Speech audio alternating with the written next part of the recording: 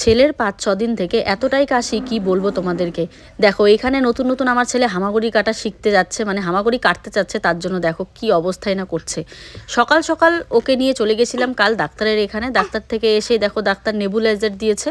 এর দুদিন আগেও কিন্তু ডাক্তার দেখিয়ে এসেছি বাইরে থেকে, তো ওখানে ডাক্তারের ওষুধ কিছুতেই কাজ দেয়নি, তাই কোচবিহার চলে গেছিলাম।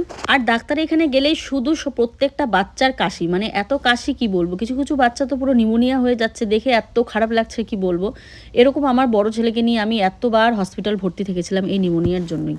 তো তারপরে যাই হোক, আমার ছোট ছেলের ঠাকুরের কৃপায় নিউমোনিয়া হয়নি, কিন্তু নর্মালি যেই কাশি সর্দি কিছুতেই থামছে না। আসলে আমার বড় ছেলের হয়ে গেছিলো, তার এটা একটা যেহেতু ভাইরাস, মানে তো আমার বড় ছেলের থেকেই যে ছোট ছেলের আর কি কাশিটা হয়েছে। তো বড় ছেলের কমে গেছে, এখন আবার ছোট ছেলেকে নিয়ে ভুগছি এতদিন থেকে, কিছুতেই কমছে না। যে ডাক্তার কিন্তু এটা দিয়েছে নেবুলাইজার, তো এটা দিতে আমার ছেলে যে কি ভেজাল করে কি বলবো তোমাদেরকে। দেখো কিছুতেই দিতে চায় না, আর ডাক্তার বলেছে ওকে একদম শুইয়ে যাতে এটা না দিই, এইভাবে বসেই দিতে হবে। এক প্রকার যুদ্ধ করি নেবুলাইজার দেওয়ার সময়।